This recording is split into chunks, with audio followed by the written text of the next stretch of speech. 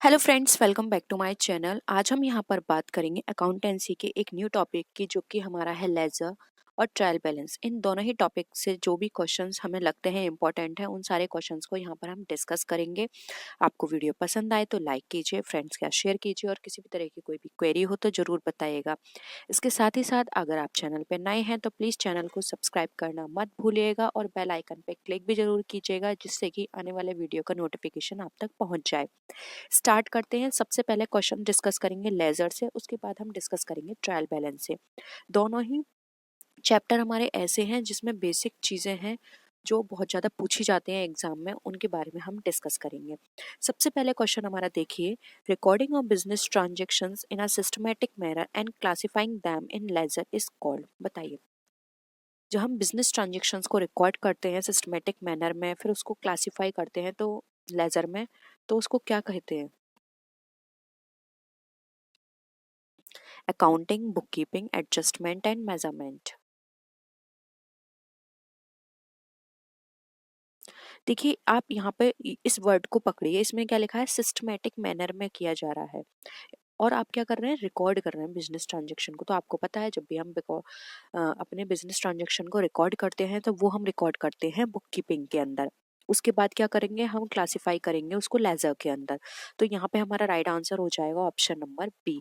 Clear है?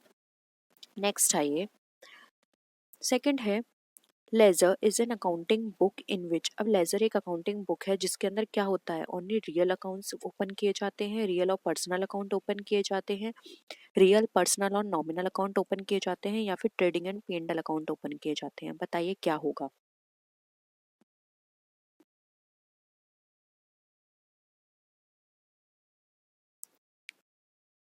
Answer करिए, क्या लगता है आपको? किस कौन कौन से अकाउंट इसके अंदर ओपन किए जाते हैं?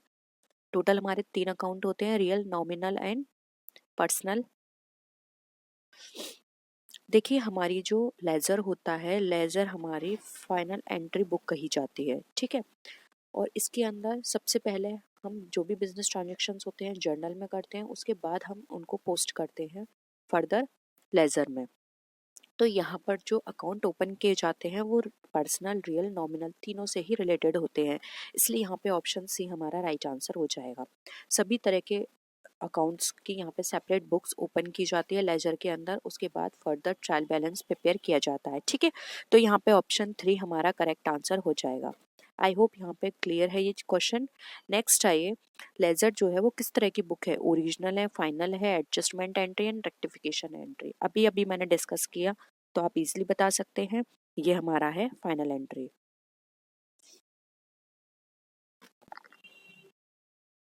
देखिए, यहाँ पे बात की जा रही है लेजर की। ओरिजिनल तो आपको पता है, ओरिजिनल में क्या जाता है? जर्नल। एडजस्टमेंट एंट्री फाइनल के टाइम फाइनल अकाउंट प्रिपेयर करते हैं तब की जाती है। रेक्टिफिकेशन एरर भी तभी किया जाता है। यहाँ पर लेजर के लिए सेकंड ऑप्शन करेक्ट हो जाएगा। नेक्स्ट आइए, grouping of similar items and transferring those to the respective accounts is known as journalizing, ledger adjustment, posting, preparation of trial balance।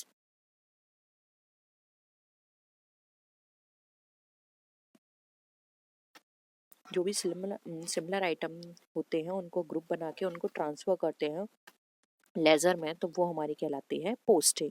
Option 3 हमारे यहाँ पे करेक्ट है, ठीक है।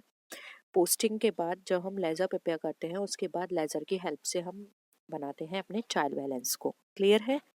नेक्स्ट आइए, अब आपको यहाँ पे बताना है कि लेजर का पर्पस क्या होता है। ट्रांजैक्शंस को क्लासिफाई करना, ट्रांजैक्शंस को ग्रुप करना, फाइनल बैलेंस ईच अकाउंट में देखना, या फिर ऑल ऑफ द अबव।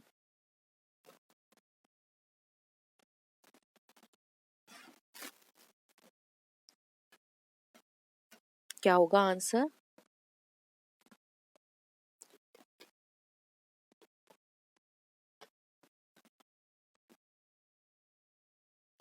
देखिए, यहाँ पर हमारा जो आंसर होगा वो होगा ऑप्शन 1, 2, 3 सारे ही सही हैं, इसलिए ऑप्शन 4 हमारा राइट आंसर होगा। इसको अच्छे से समझिए। जब हम प्रिपेयर करते हैं इस तरह की कोई भी बुक जिसके अंदर हम सारे अकाउंट्स को मेंटेन कर रहे हैं, पर्सनल, रियल और नॉमिनल, तो वो हमारा लेजर कहलाता है। और ये हमारी एक प्रिंसिपल बुक होती है सभी अकाउंट की, जिसके अंदर हम सभी अकाउंट्स के बैलेंस को यहाँ पे डिटरमाइन करते हैं। तो इसका पर्पस होता है कि जो भी ट्रांजेक्शन्स हमने रिकॉर्ड करें उनको पहले हम क्लासीफाई करें, ग्रुप बनाएं जो भी सिमिलर नेचर के होते हैं, उसके बाद हम देखते हैं कि जो हमने सेपरेट अकाउंट प्रिपेयर किए हैं उनका फाइंड आउट करते हैं बैलेंस। तो यहाँ पर ऑप्शन 3 हमारा राइट आंसर हो जाएगा। तो ये तीनों ही ऑप्शंस हमारे करेक्ट हैं। नेक्स्ट आइए, total of the two sides of accounts and to find out the difference is called totally, trialling, balancing या एनालाइजिंग। टोटली की जगह आप टोटलिंग कर लीजिए, TOTA, टोटलिंग, ठीक है। यानी उन सबको आप सम अप करें। देखिए जब भी हम दो साइड्स के अकाउंट्स को टोटल करते हैं और दोनों साइड्स के अकाउंट्स में जो भी डिफरेंस निकल कर आता है उसको हम बोलते हैं बैलेंसिंग। आपने देखा होगा ऐसे जब भी हम अकाउंट प्रिपेयर करते हैं तो ये होता है हमारा डेबिट, ये होता है क्रेडिट, इसका जो भी अमाउंट होगा एंड इसका जो भी अमाउंट होगा, तो इन दोनों अमाउंट के बीच में फॉर एग्जांपल यहाँ आया 5,000, यहाँ आ रहा है 4,000, तो 1,000 का डिफरेंस है, तो ये क्या है, बैलेंस है। तो इसको हम बोलते हैं बैलेंसिंग करना, ठीक है, यानी कि डिफरेंस हम कहते हैं बैलेंसिंग। नेक्स्ट देखिए, in financial accounting ledger posting is a process of summarising, classifying, recording and interpreting. बताइए, लेजर जो पोस्टिंग करते हैं वो प्रोसेस क्या कहलाती है? समराइज नहीं, समराइज तो हम बिल्कुल नहीं करते हैं। रिकॉर्डिंग तो बुक कीपिंग में की जाती है, इंटरप्रेटेड भी बाद में किया जाएगा, तो हम क्या करेंगे, क्लासीफाई करेंगे। अभी हमने एक क्वेश्चन डिस्कस किया था, उसमें था कि क्लासीफाई करना है, ग्रुपिंग करनी है, फाइंड आउट करना है बैलेंस, सेम ये वही है। ऑप्शन 2 यहाँ पे हमारा करेक्ट आंसर हो जाएगा। नेक्स्ट देखिए, if credit side of a bank account is greater than the debit side it indicates.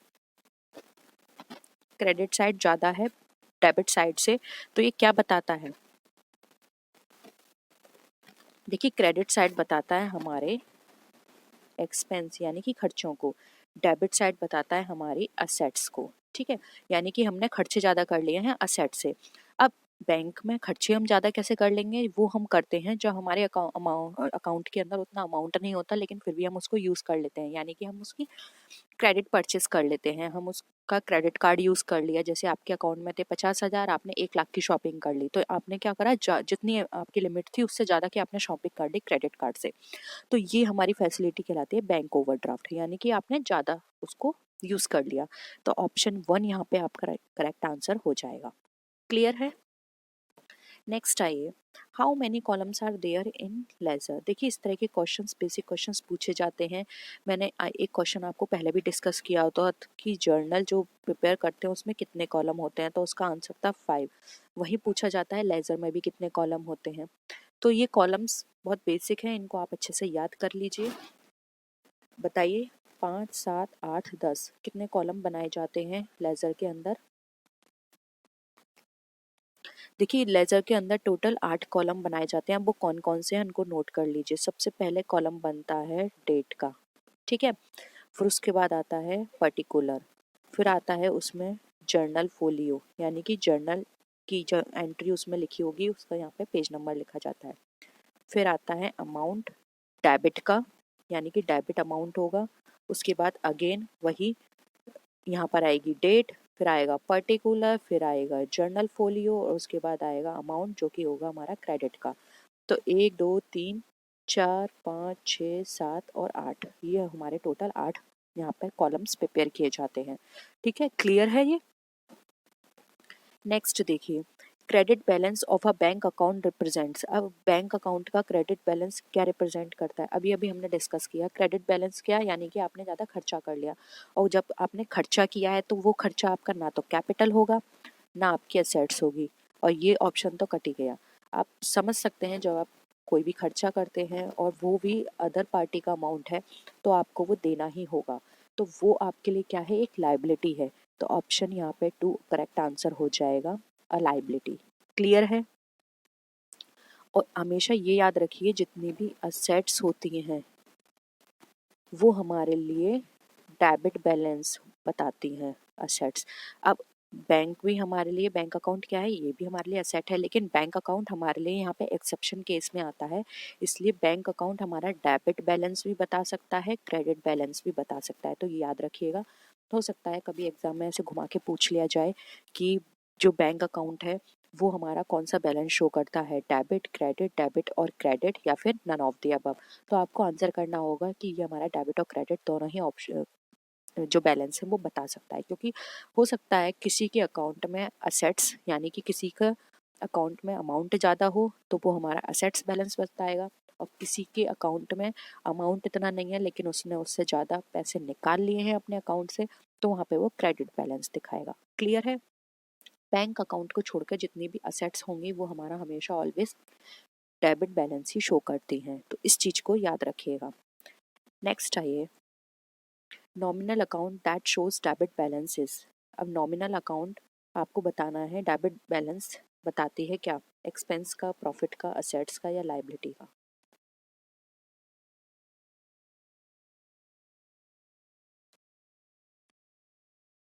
आपको ये पता होना चाहिए नॉमिनल अकाउंट का रूल क्या है। अगर आपको रूल पता है तो आप इजीली इसका आंसर कर सकते हैं। देखिए, नॉमिनल अकाउंट जो है डेबिट में आती हैं सारे लॉस और एक्सपेंस। वहीं अगर हम क्रेडिट साइड की बात करें तो नॉमिनल अकाउंट में आते हैं सारे गेन्स और इनकम्स।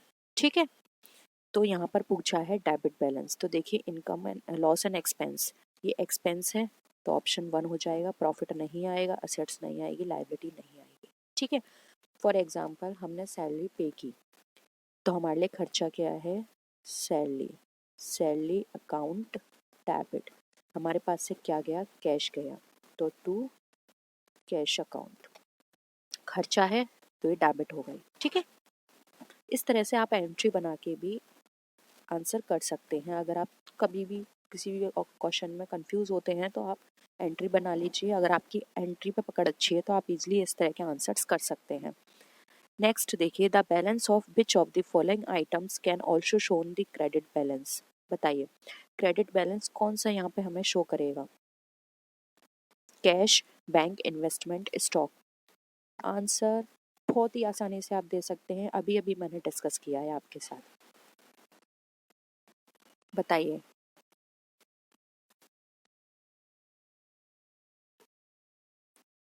देखिए, according to accounting rules all assets, expenses, losses have debit balance. ठीक है, अगर ऑप्शन में बैंक दिया है तो अभी मैंने आपको बताया था एक बैंक ही ऐसी असेट है जो कि क्रेडिट बैलेंस के साथ साथ डेबिट बैलेंस भी शो कर सकता है, इसलिए यहाँ पे क्रेडिट बैलेंस का पूछा है तो ऑप्शन 2 राइट आंसर हो जाएगा। ये हमारी असेट है, डेबिट बैलेंस दिखाएगी, इन्वेस्टमेंट असेट है, डेबिट बैलेंस दिखाएगी, स्टॉक है, डेबिट बैलेंस दिखाएगी। क्लियर है? नेक्स्ट देखिए, which of the following item will have credit balance. Credit balance किसका होगा, deferred revenue income, income earn but not received, declared but unpaid dividend, deduction on issue of debenture. बताइए।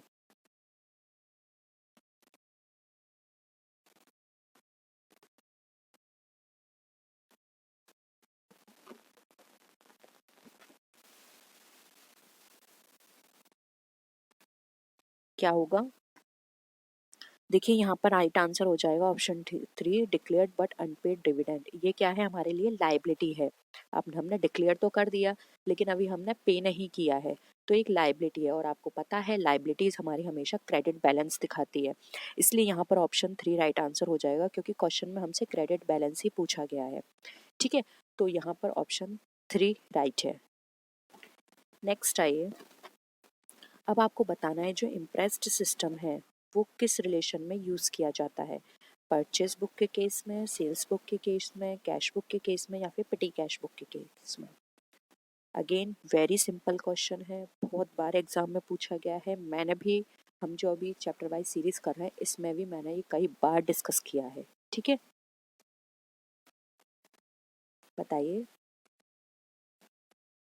देखिए, impress system हमेशा पिटी cash book में use किया जाता है। पिटी cash book एक ऐसी कैश बुक होती है जिसके अंदर हम अपने बहुत ही छोटे छोटे एक्सपेंसेस को टाइम हर एक दिन में 10 बार हम इसमें रिकॉर्ड करते हैं, और एक बार रिकॉर्ड होने के बाद उनको सम अप करके एक बड़े हेड में डाल के हम उसको कैश बुक में शो करते हैं।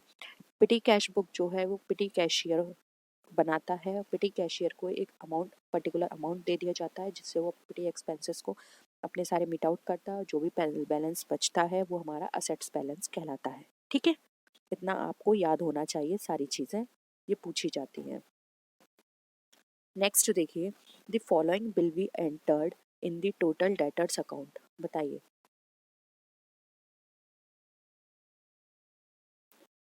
Cash sales, credit sales, total sales, none of these.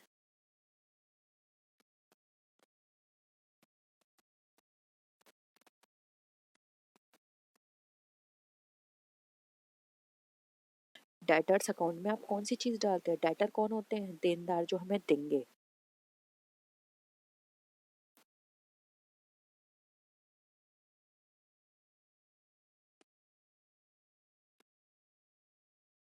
देखिए, देनदार हमें कब देगा? कैश सेल में तो कोई डेटर बनेगा ही नहीं क्योंकि वो ऑलरेडी पे कर चुका है। टोटल सेल में भी नहीं होगा। क्रेडिट सेल में ही तो कोई डेटर बनेगा, यानी कि हमने क्रेडिट सेल की उधार पे कोई माल बेचा, तभी तो कोई पर्सन ऐसा होगा जिससे हम ये कहेंगे कि ये हमारा डेटर है, इसको हमें पैसे देने हैं। अगर वो ऑलरेडी पहले ही पेड कर चुका है तब थोड़ा ना हम बोलेंगे कि उसको हमें पैसे देने हैं। ठीक है, तो क्रेडिट सेल में हमारा डेटर अकाउंट ओपन किया जाता है। नेक्स्ट देखिए, the book in which credit note voucher is used for accounting is. Credit note voucher use किया जाता है किस अकाउंटिंग में? सेल्स बुक के time, purchase book, sales return book, purchase return book.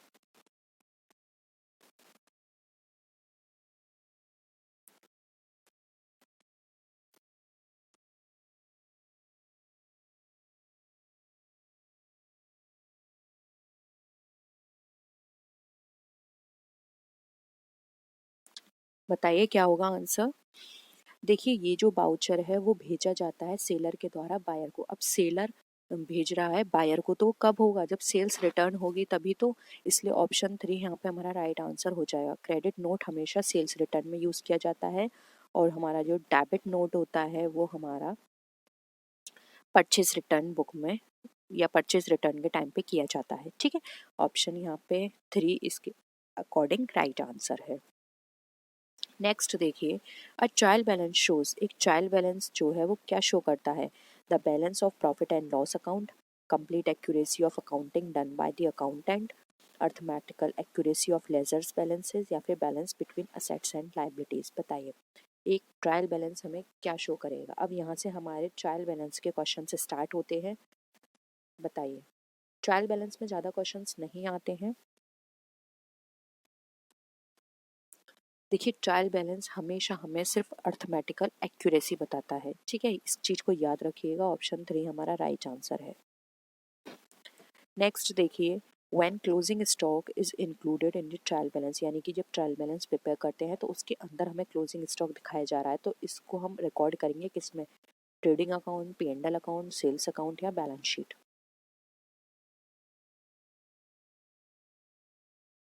इस कॉन्सेप्ट पे भी आपके एग्जाम में क्वेश्चंस काफ़ी बनते हैं। देखिए, यहाँ पर बात की जा रही है क्लोजिंग स्टॉक की। याद रखिए, जब भी हम क्लोजिंग स्टॉक हमारा ट्रायल बैलेंस के अंदर दिया होता है तो उसकी हम जो एंट्री करेंगे वो करेंगे सिर्फ और सिर्फ हम बैलेंस शीट में। लेकिन ट्रायल बैलेंस के बाहर अगर हमें क्लोजिंग स्टॉक दिया हुआ है तो उसकी एंट्री की जाएगी ट्रेडिंग अकाउंट के अंदर, उसके साथ बैलेंस शीट के। तो यहाँ बोला गया है कि वो ट्रायल बैलेंस में ऑलरेडी इंक्लूडेड है, इसलिए बैलेंस शीट में होगी। ठीक है, इस कॉन्सेप्ट पे क्वेश्चंस बहुत बार पूछा जाता है। कुछ बेसिक ही कॉन्सेप्ट हैं इन सब चीज़ों में जो कि रिपीट होते हैं, तो आप ये बेसिक कॉन्सेप्ट पता होंगे अब आपको, तो आप इजीली बस क्वेश्चन पढ़ा, टिक मारा, आपको सिर्फ 3 से 4 सेकंड लगेंगे और आप उसका आंसर इजीली कर पाएंगे। तो कुछ बेसिक कॉन्सेप्ट को याद रखिए। नेक्स्ट क्वेश्चन देखिए, stock appearing in the trial balance is shown in. अब हम स्टॉक दिखाई दे रहा है ट्रायल बैलेंस के अंदर, वो दिखाया जाएगा trading account, P&L account, balance sheet, या ट्रेडिंग एंड बैलेंस शीट दोनों। बताइए।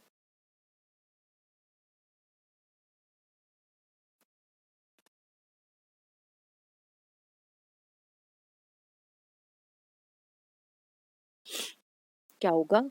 देखिए यहाँ पर इसका राइट आंसर हो जाएगा option number C, balance sheet. Again ये भी ट्रायल बैलेंस के अंदर दिखाया जा रहा है। अब देखिए इसका अच्छे से कॉन्सेप्ट समझ लीजिए कि जो ट्रायल बैलेंस के अंदर चीज होती है वो डायरेक्ट हम बैलेंस शीट में क्यों दिखाते हैं, या फिर जो ट्रायल बैलेंस के बाहर होती हैं उसको हम पहले ट्रेडिंग या रेस्पेक्टिव अकाउंट होते हैं उसमें दिखाकर बाद में हम बैलेंस शीट में दिखाते हैं, तो ऐसा क्यों करते हैं?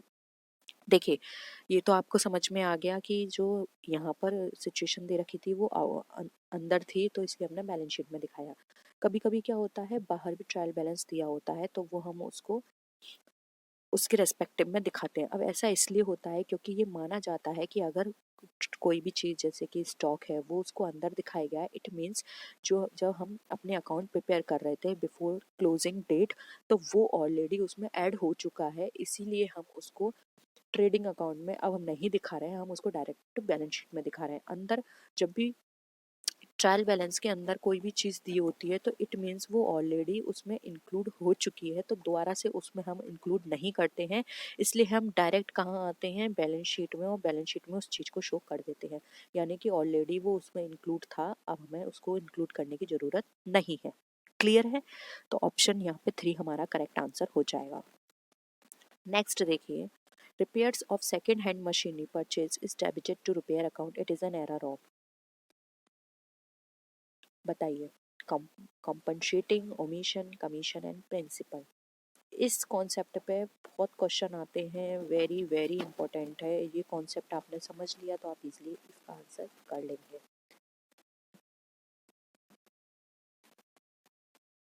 देखिए कोई भी ओल्ड मशीनरी हम परचेज करते हैं और उस पर कोई भी रिपेयर या कोई भी एक्सपेंस हमारा इनकर हो रहा है तो ये माना जाता है कि ये कैपिटल नेचर का है, क्योंकि इसने उस असेट्स के अमाउंट को बढ़ा दिया, उसकी वैल्यू को बढ़ा दिया है। ठीक है, तो यहाँ पर उस मशीन की क्या है, अर्निंग कैपेसिटी भी इंक्रीज हो गई है, उसकी लाइफ बढ़ गई है। इसीलिए इस तरह के जो एक्सपेंसेस होते हैं वो मशीनरी में दिखाए जाते हैं, ना कि अलग से रिपेयर अकाउंट में। हम उस मशीन के अंदर उस अमाउंट को ऐड कर देंगे। तो यहाँ पे क्या हुआ है, रूल जो भी अकाउंटिंग रूल था उसको हम, या अकाउंटिंग प्रिंसिपल था उसको हमने फॉलो नहीं किया है, इसलिए यहाँ पे it is an error of principle. Clear है? ऑप्शन 4 करेक्ट आंसर हो जाएगा। नेक्स्ट आइए, which of the following will not be disclosed by trial balance. Trial balance के द्वारा क्या डिस्क्लोज नहीं किया जाता है? Error in entering an account in the account, wrong totalling of an account, decrease in gross profit percentage, या फिर compensating error. बताइए। ट्रायल बैलेंस क्या यहाँ पे शो नहीं करता है?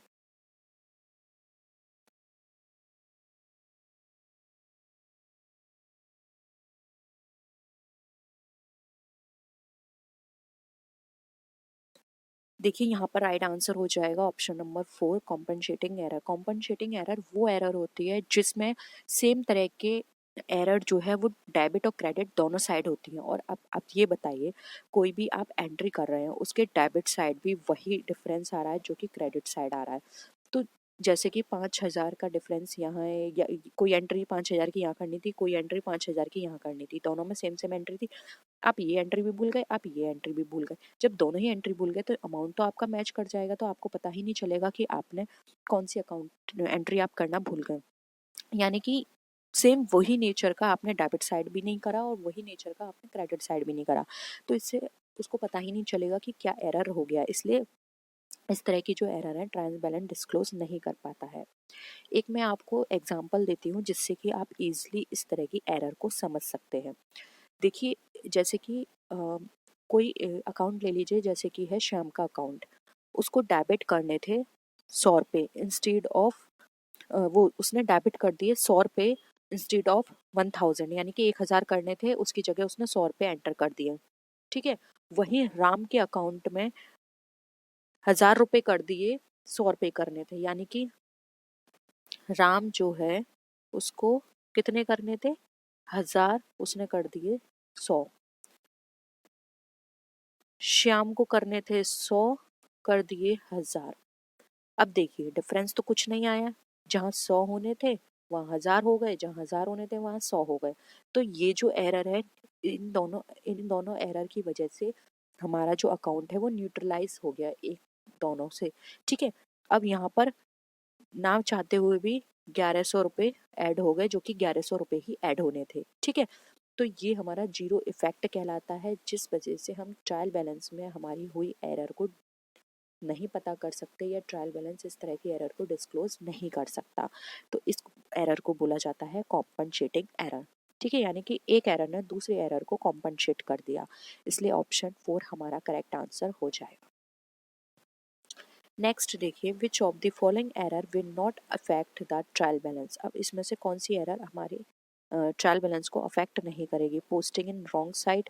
देखिए दोनों क्वेश्चंस को आप अच्छे से देखिए, क्वेश्चन वही है, ऑप्शंस अलग अलग हैं, लेकिन आपको पता है आपका आंसर क्या है। ठीक है, तो आप इन सब चीज़ों को याद रखिएगा, एग्जाम में किस किस तरह से पूछे जाते हैं। देखिए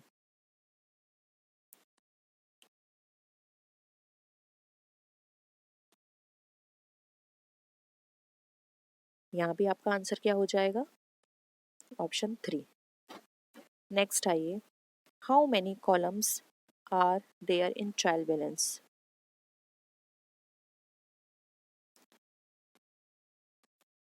ये मैंने आपको क्वेश्चन जर्नल का भी बता दिया, लेजर का भी बता दिया, अब ये ट्रायल बैलेंस का आ गया। ये कॉलम से रिलेटेड क्वेश्चंस बहुत पूछे जाते हैं। बताइए कितने कॉलम प्रिपेयर होते हैं ट्रायल बैलेंस में। देखिए ट्रायल बैलेंस में हमारे टोटल 4 कॉलम प्रिपेयर किए जाते हैं। सबसे पहले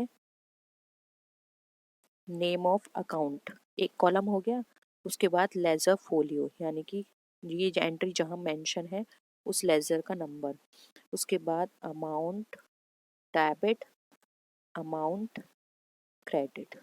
ठीक है, तो 1 2 3 4 टोटल 4 कॉलम हम ट्रायल बैलेंस के अंदर प्रिपेयर करते हैं। लेजर में कितने करते थे, 8, और जर्नल में 5।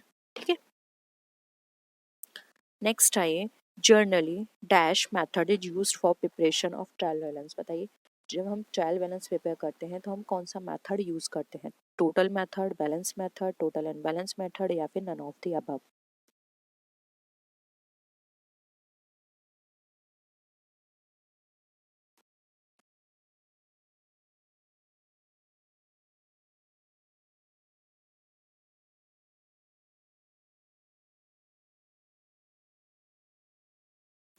देखिए जर्नली जब भी हम ट्रायल बैलेंस प्रिपेयर करते हैं तो वहाँ पर हम बैलेंस मेथड को फॉलो करते हैं। बैलेंस मेथड वो मेथड होता है जब भी हम लेजर प्रिपेयर करेंगे तो लेजर बनाने पर जो भी बैलेंस निकल कर आता है उन बैलेंस को हम यहाँ पर कैरी फॉरवर्ड करते हैं ट्रायल बैलेंस के अंदर। ठीक है, अब वो ये जो टोटल आएगा यहाँ पर उन बैलेंसेस का, वो डेबिट साइड और क्रेडिट साइड इक्वल होना चाहिए। और कभी कभी ऐसा होता है कि ट्रायल बैलेंस में वो हमारा इक्वल नहीं हो पाता है, तो वहाँ पर हम करते हैं वहाँ पर जो भी हमारा डिफरेंस निकल कर आता है वो हम सस्पेंस अकाउंट के नाम से डाल देते हैं। तो इस तरह से हमारा यहाँ पर मेथड जो है वो फॉलो किया जाता है, बैलेंस मेथड। नेक्स्ट आइए, trial balance is made to check. अब ट्रायल बैलेंस जब बनाया जाता है तो क्या चेक की जाती है, position of liquidity of business, financial result of business, amount balance of purchase and sales in business, या फिर arithmetical accuracy of accounting entries. बताइए, अभी हमने पहले भी डिस्कस किया था, जब भी हम ट्रायल बैलेंस प्रिपेयर करते हैं तो वहाँ पर हम अर्थमेटिकल एक्यूरेसी को देखते हैं, क्योंकि हमारा जो ट्रायल बैलेंस है हमेशा हमारी अर्थमेटिकल एक्यूरेसी को शो करता है, इसलिए ऑप्शन 4 हमारा यहाँ पे राइट आंसर हो जाएगा। ठीक है, नेक्स्ट देखिए, तो यही थे हमारे आज के क्वेश्चंस। आई होप यहाँ पे सारे क्वेश्चंस आपको क्लियर हो गए होंगे। आपका एक चैप्टर जो कि है हमारा, यहाँ पे हमने आज कौन कौन से चैप्टर डिस्कस किए, लेजर और ट्रायल बैलेंस। तो आप आई होप यहाँ पर ये दोनों ही कॉन्सेप्ट आपको क्लियर हो गए होंगे। और इसके अलावा कहीं भी कोई भी डाउट लगता है, किसी क्वेश्चन को आपको लगता है कि मैं अच्छे से नहीं समझा पाई हूँ या फिर आपकी समझ में नहीं आया है, तो प्लीज़ नीचे कमेंट सेक्शन में ज़रूर बताइएगा, हम उसको फिर से डिस्कस करने की कोशिश करेंगे। इसके बाद जो हम चैप्टर डिस्कस करेंगे वो होगा हमारा final account with adjustment entries. ठीक है, तो आई होप वीडियो पसंद आया होगा। वीडियो को लाइक ज़रूर कीजिएगा, अगर आपको पसंद आई है तो। चैनल सब्सक्राइब नहीं किया है तो प्लीज़ चैनल को सब्सक्राइब कर लीजिए। नेक्स्ट वीडियो में आपसे फिर मिलते हैं, तब तक के लिए टेक केयर, बाय बाय।